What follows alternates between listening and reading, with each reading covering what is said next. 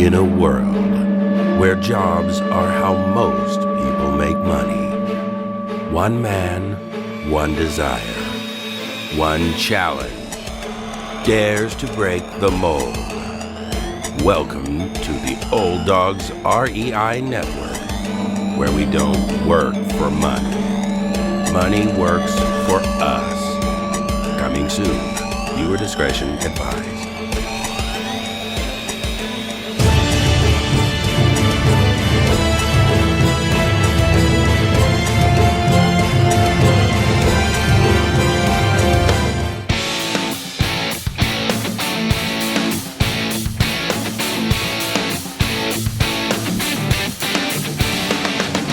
Welcome to the Old Dogs REI Network, where cash flow is king.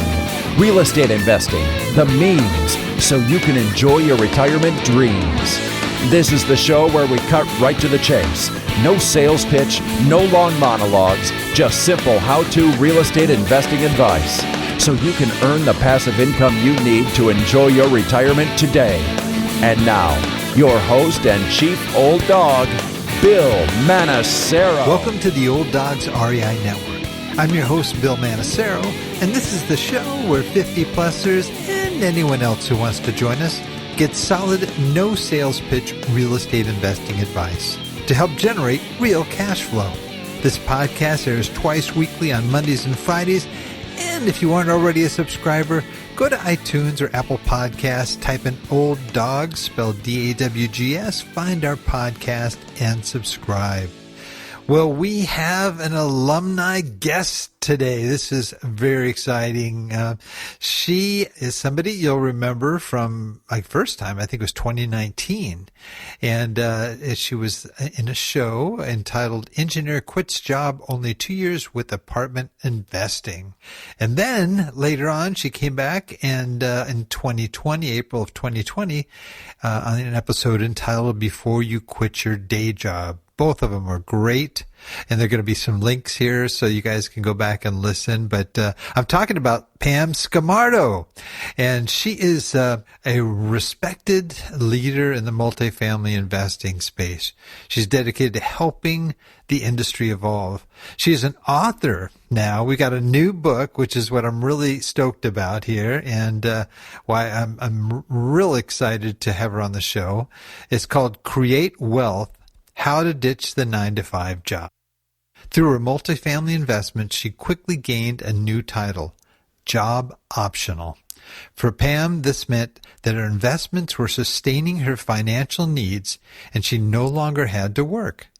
But rather, she could choose to work if she wanted to, and that's what she did. This pivotal shift led Pam to launch her first company, TPK Properties, which helps syndicate apartment building investments. Well, Pam, welcome to the Old Dogs REI Network. Thanks so much, Bill. What a lovely introduction there. Hi, guys, for all you listening. It's great to be back. Hopefully some of you guys have listened to the other episodes that Bill has put on, because he is one of the best podcasters out there, in my humble opinion. Oh, get out. True. It's true. You are always providing valuable resources, and gosh, it's you and Peter Harris, right? Yeah. I mean, I can't believe you Love say that. Peter. Yeah. Oh, man. Well, I am just first real excited to kind of hear, you can kind of share maybe a little of your background, even though we had you on it a couple of times before, but more, kind of catching up. It was 2020 last, more than 2 years ago you've That's been right. on. So I hear amazing things about what you're doing. So, yeah, why don't you just bring us up to date? Sure, absolutely. I'm a former aerospace and mechanical engineer. Got tired of sitting in my cubicle, saw the writing on the wall, and kept getting assigned with super fun tasks, which I really enjoyed. But along with that came longer days, longer hours, but basically was chained to working for that W-2 job. So I didn't want that anymore. Found financial independence through multifamily investing and worked really hard to get there. And so that took about 2 years with 3 properties, about 6 investors that it took. And so fast forward, let me knock on wood really quick here. Haven't had issues yet, but we've just been growing ever since then. And Bill, I mean, when I first met you, I was in a different stage of my career, and now coming back has been full circle where I'm just really focused on giving back in the way that I can that really fills my soul cup, if you will. I'm still exploring this new transition of what Pam wants to provide to the world, but also continuing to acquire and teach, and like you said, the book as well. I never thought I'd be a writer, Bill. You know that. As an engineer, we write with numbers. I don't even know how to talk. Well, that's amazing. On top of everything else you've done and are doing, the fact of being able to actually put out a book is amazing. And what did you have to do? I mean, did you have to kind of like carve out a certain amount of time each day to do that? Or now you're an engineer, so you probably put it on a spreadsheet or something and said, one chapter a week or whatever. Oh, you're funny, Bill. You're right. But this time I kind of took a leap of faith. So the background story is basically I had COVID in, that was 2021. Had COVID during the holidays, which was already sad enough. So I unfortunately was quarantining alone for Christmas and New Year's. And I remember I had binge watched every show, cleaned the house twice, caught up on all our paperwork throughout the year, bills and all that. I mean, I was by myself for 14 days, so enough to kind of go bonkers, so to speak, because I couldn't go out. And then I, ordered every kind of food that I really wanted to try. And I thought, what else can I do to be more productive? And this is where Crazy Pam came into play, but I'm thankful for that. It was just an intuitive thought of let's just start consolidating all my thoughts onto Word, Microsoft Word, and also bring in all of my blogs and articles that I've written. And as I started doing that, Bill, it just took me 4 hours. I've never flowed like that in my entire existence. So this is not the norm. So I wrote my whole book in 4 hours and rang in the new year. No, wait a minute. You wrote the whole book in 4 hours? Come on. I did. I just kept going and going, and by the time I finished, I looked at it and I was like, oh my gosh, I have a book. I have over 100 pages of stuff. And so that's what happened. And then Bill, that's when I started the spreadsheet of okay, now what am I going to do for 2022? How am I going to turn it into a book? How am I going to get a publisher? Because this is not my normal MO at all. So it's fun, exciting, new, scary. And, I found the silver lining, the commonality, Bill, is, how when we first started looking for properties, we probably searched far and wide, looked at so many listings, fallen out of escrow so many times, going through all that. It was kind of the same, similar path with trying to find a publisher. I pitched myself to over 150 literary agents, publishing houses, and I said, hey, got a unique idea from a female perspective because it's a male-dominated industry, just want to throw it out there.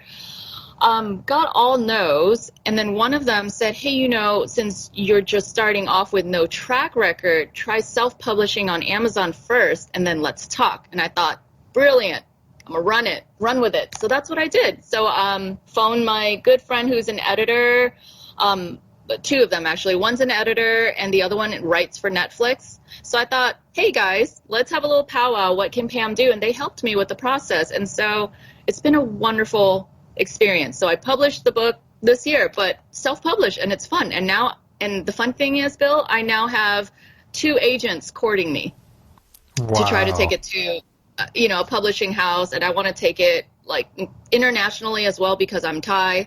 And my background with that, I have family in Thailand. I thought, wouldn't it be cool, in my motherland to just get it translated into Thai? Wow, that'd be awesome.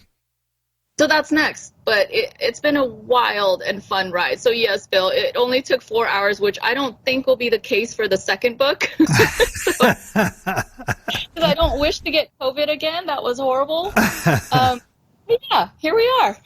God, that's amazing. Well, can we dig into the book? Can you kind of tell us what to expect? I know I don't want to spoil it for people, and I certainly would love, people to be able to read it themselves. But just kind of give us some teasers here about what's in the book that you think it might be great. Absolutely. Well, I think the best thing ever, Bill, which you'll appreciate this, is that Peter Harris wrote the foreword for my book, and I mean, to this day, I still tear up thinking about it. Full circle. As my mentor, as a friend, as a colleague, he saw something in me that I didn't see back then. And look at where we are now. It's full circle. So he wrote the foreword, guys. So Peter is big out there for those of you listening. So it's been an honor and a privilege to be connected to him, and so this is why this book is so special for me. But in the book here, I flipped to the table of content. I basically highlighted kind of like the 12 steps I kind of took to really explore and find my own path, chart my own, I guess, way forward, because there's no one right way to do something. And so I talk about assessing where you are emotionally, financially, physically as well. Like, for example, I had a client who was going through a divorce but really wanting to buy properties, and I said, hey, you know what? A divorce is going to be emotionally taxing. You're not linking it to buying properties right now, but I promise you it's going to get really hard. And if you're in the state of California, it's a community state property, or community property state, so it could become a little pickly. And I also talk about, how to network, what groups I started networking with. And then one of the most important chapters was, should you get a mentor or a coach?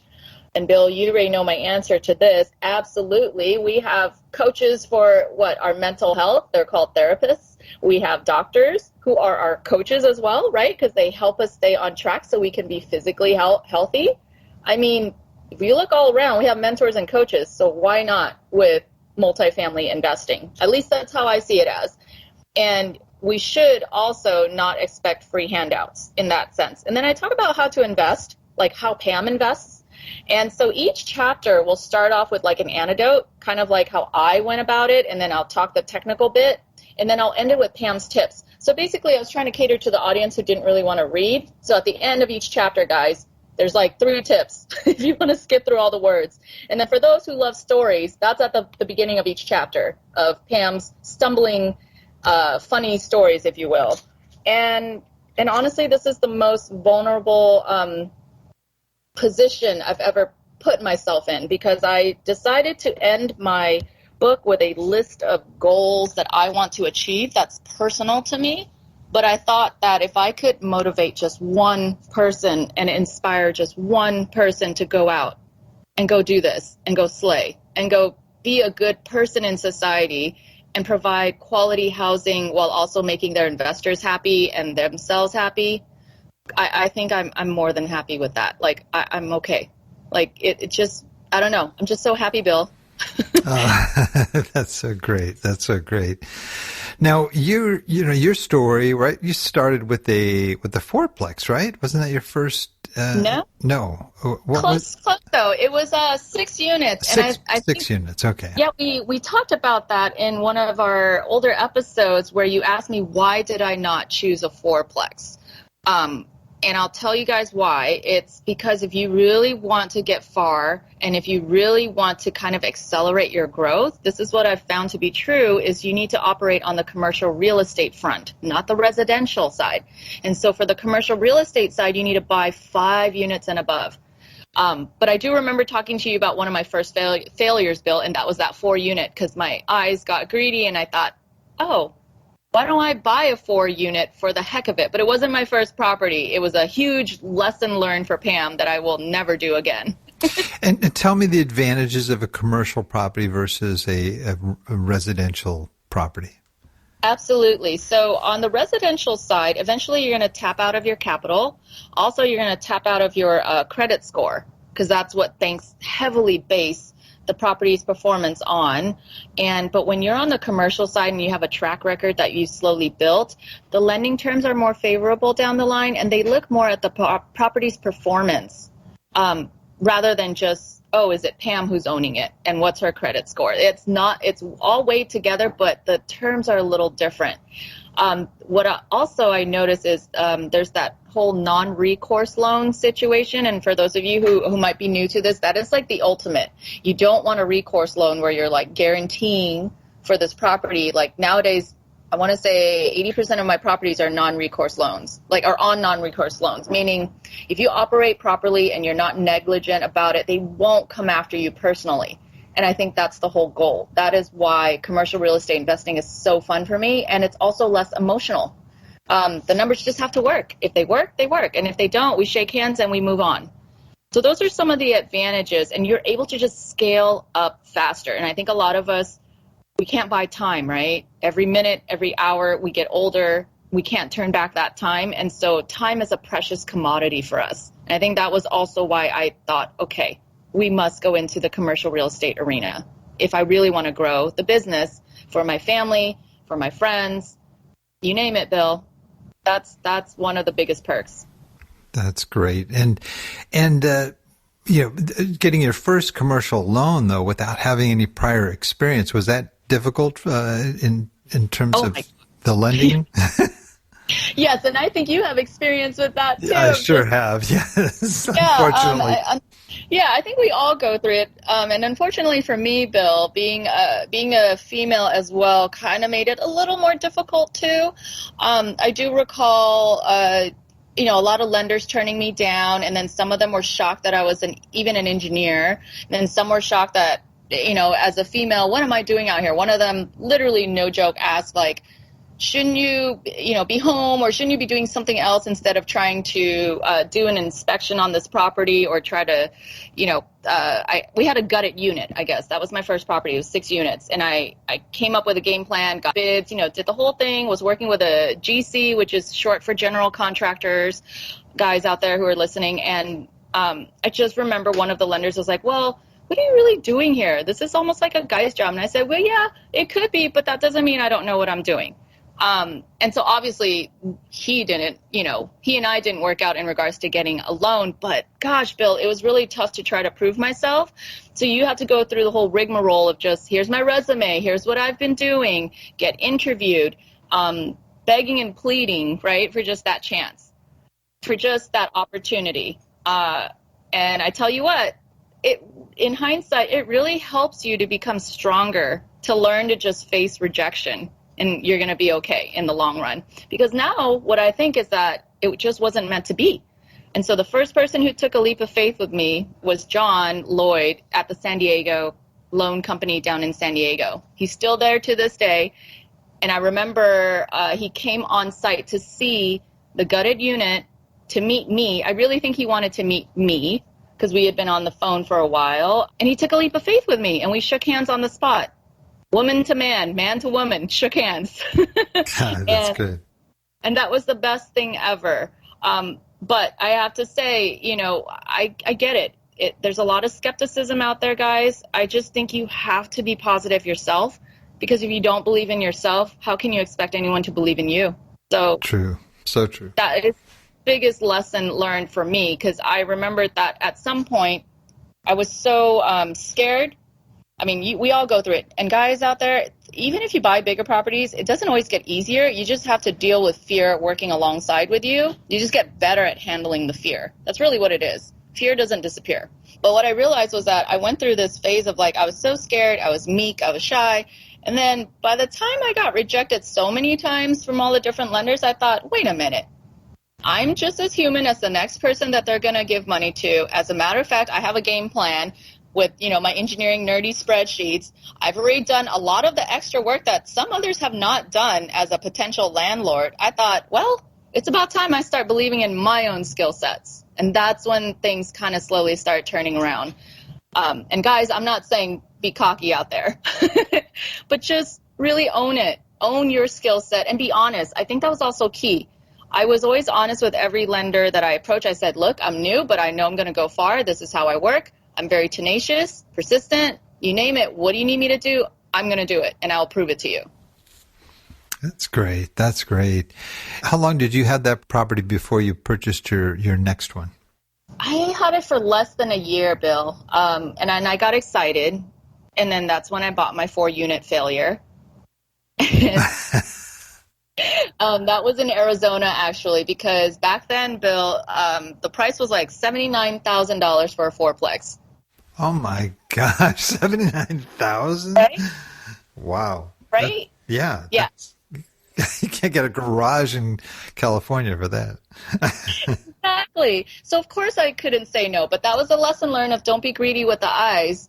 And then I bought, let's see, so I started with 6, then did 4, then did 10, then 16, 24, and just kept going on. And for me, this is Pam's little secret sauce, which is really not a secret, guys, but I just challenged myself to buy 1 unit more than the previous unit.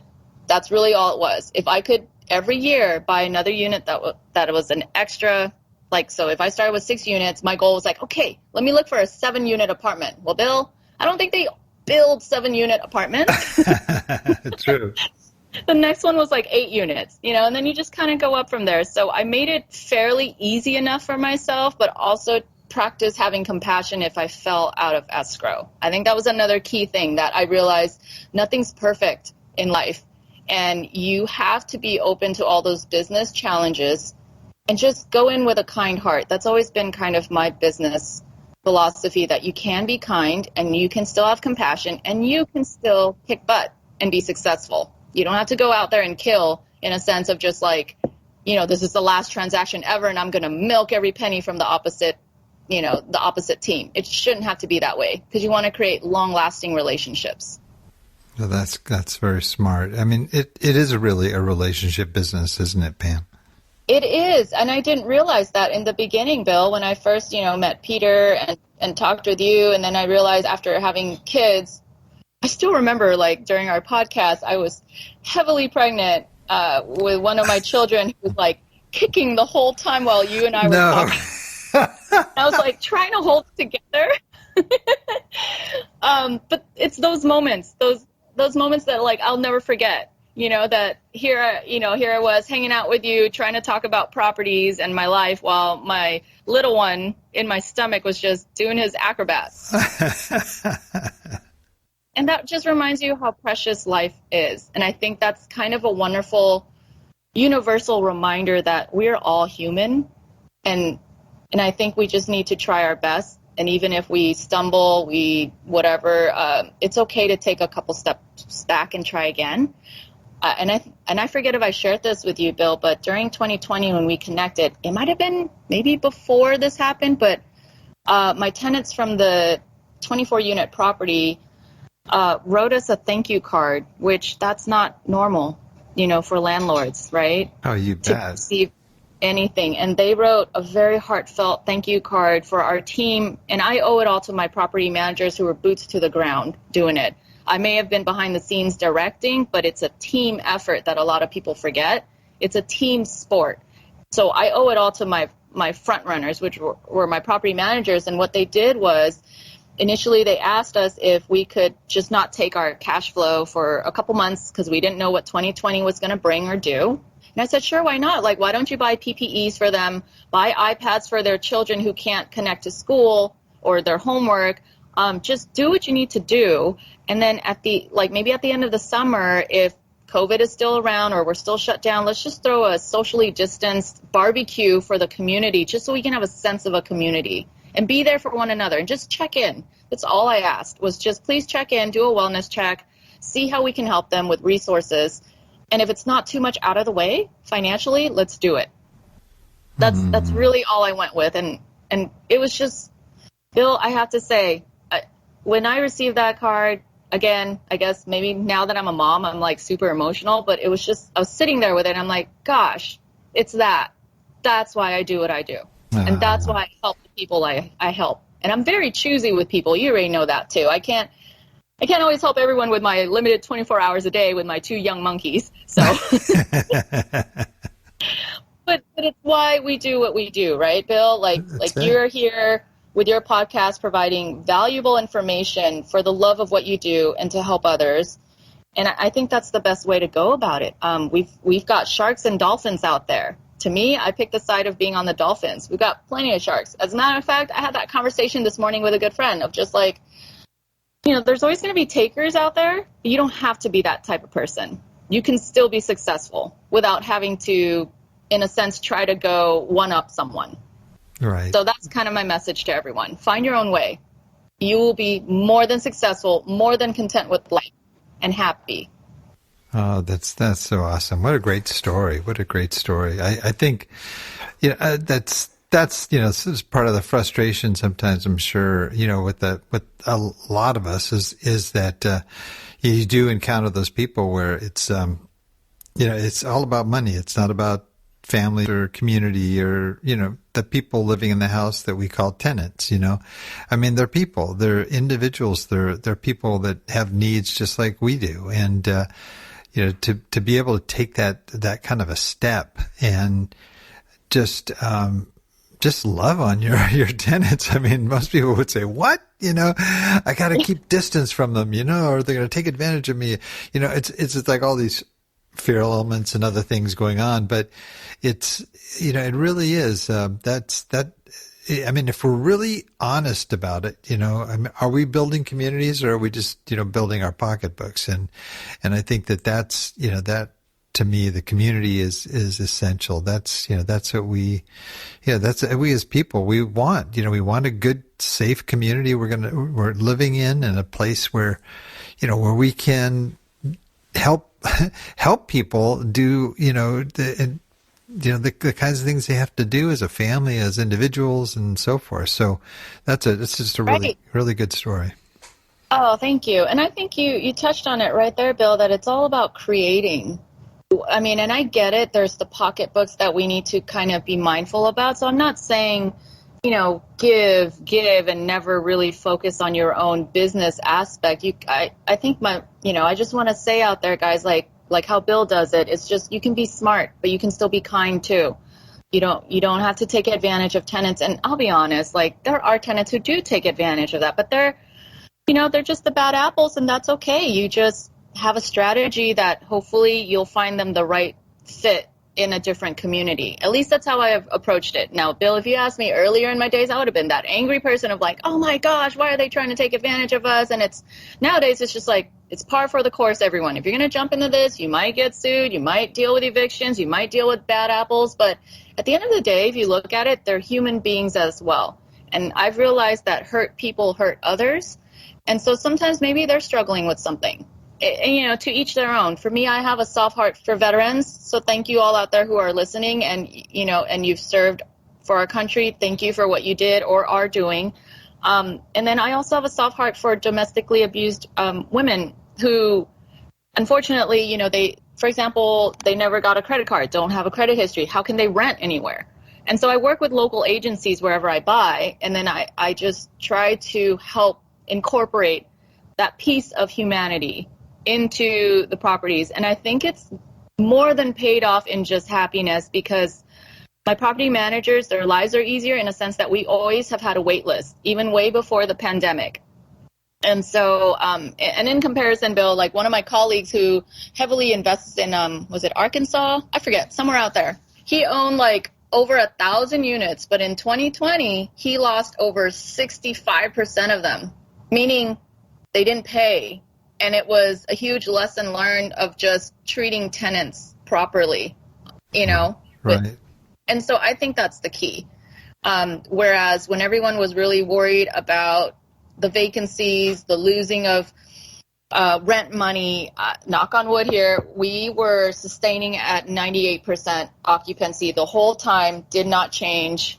And we're happy. Our investors are happy. And I want to keep growing, but gosh, that's another subject, right? The market is totally bonkers everywhere. Yes. Yeah. Tell me about it. Wow. Well, speaking of which too, I was kind of curious, any sort of the recent, acquisitions that you might have as well. Anything to speak of? There? Yeah. So, right before the interest rates got hiked up, I technically did not acquire, but I took 4 communities, refi, cashed out, paid out all of the investors in those properties and then some. So turned all of them into infinite returns, which is amazing. Now, if you guys don't know What that means basically is you no longer have your own capital sitting in it. You might actually still have a mortgage, but the mortgage is paid by your rental income. But none of your money, like your initial money that you've invested, is sitting in there anymore. So that was a blessing for all of us right before the interest rates hiked up. Will I do that again? 4 in 1, like 4 refinances? No, thank you. I grew so many gray hairs. But hey, you live, you learn. Because Bill, I'm sure you experienced this too. Every property has its own set of people, has its own set of stories, needs, and wants. So that was really wild. And it took about a year to close. So I started it in 2020, and it started running in the beginning of 2021, and then we closed in the beginning of this year because it was 4 large properties. And you know how it is when they're doing the refinance. They go through every rigmarole, and then some banks are like, no thanks, it's not the right fit, things are changing, we don't know with the pandemic. So that's what made it hard. But I guess the message to everyone out there is just have tenacity, right? Be persistent. You'll find the right fit. You'll find the right program, whatever it may be. And I'm thankful for that, because we were able to close those 4 deals and make my investors really, really happy. That's great. And what, what size apartments are you dealing with now, and what markets?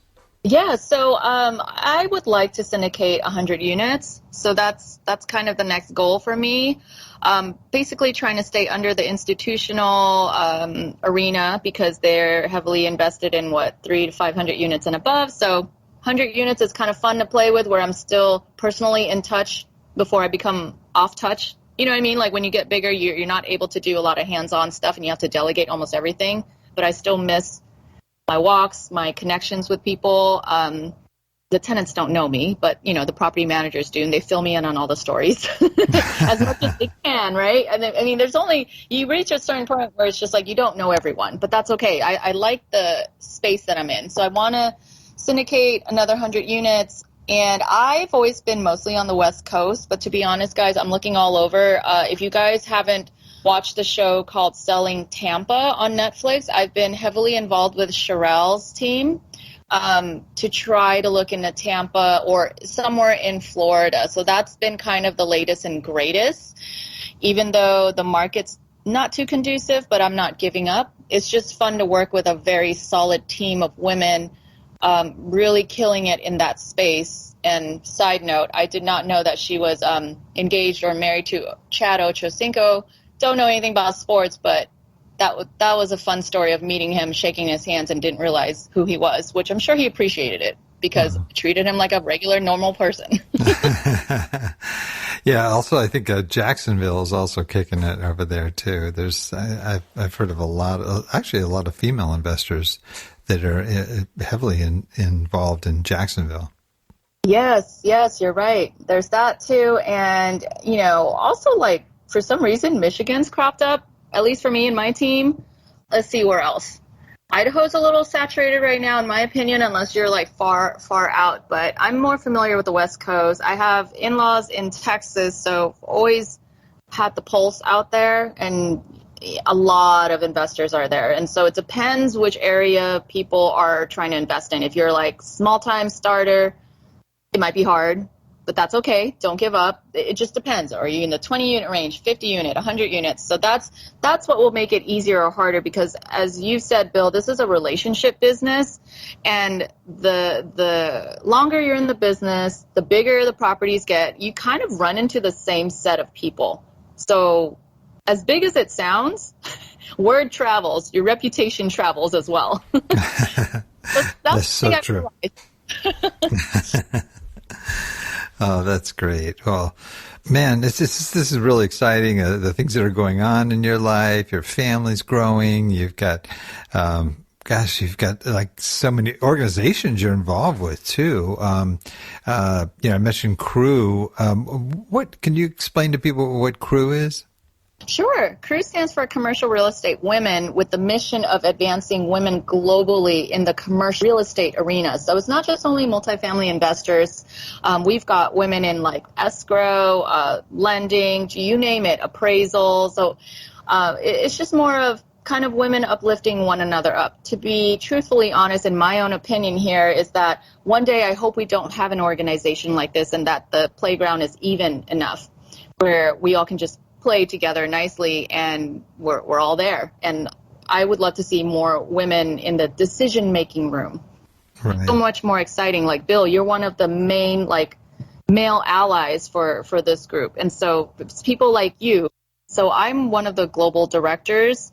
I am like a liaison to the Pacific Northwest chapters. We have over 12,000 members globally. Wow. Yeah.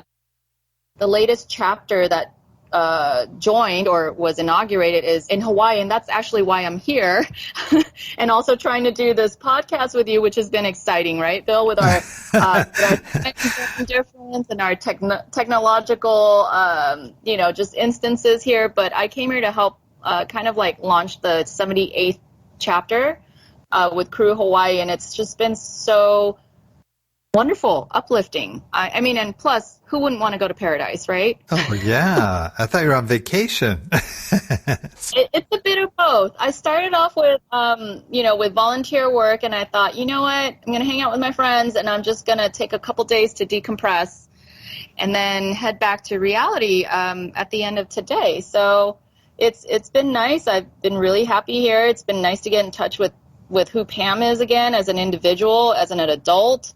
I think we all need that sometimes, right? Sure. Just to kind of reset.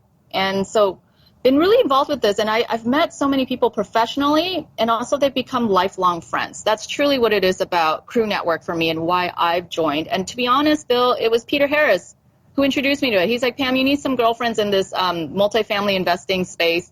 Go join Crew. And I thought, oh, okay, sure. And I've been involved since then. And then another volunteer space for me, Bill, which is the latest and greatest, is I'm the director for the Center of Real Estate for Cal State Fullerton. We are like one of the largest business programs there. And it's surprising that there's no real estate concentration or major. And so that's part of my mission and my team and the board of directors is to really get a real estate concentration going to help connect students with Orange County or other county companies, real estate companies, so they can learn about real estate, residential and commercial real estate. And it's been so fun just mentoring these go-getters. I mean, I started thinking about myself when I was in college, and I was not this involved. So I'm so proud of them. They're out there networking. They are just eager to learn, and they just want to meet as many people as possible. And so that's kind of what keeps me going. I do this pro bono and help the dean of the College of Business and Econ, and it's been amazing. It's been so fun. God, that's great. Well, it's so neat to see somebody who is successful, but is also giving back in such a great way, and in so many different ways too. It's just awesome. Pam, it has been so great having you on again. I'm so excited for you, excited for your book, and I'm going to recommend highly to our listeners here that they got to check it out and not only hear some of these great stories that you've got in there, but just the things they're going to learn and pick up along the way.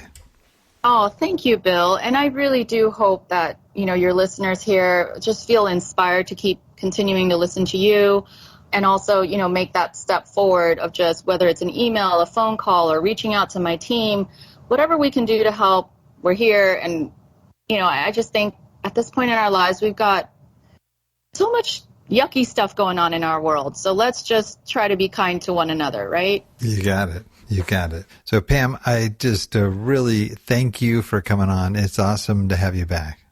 Oh, thank you so much, Bill. And if anyone wants to reach out to me, it's pamscamardo.com.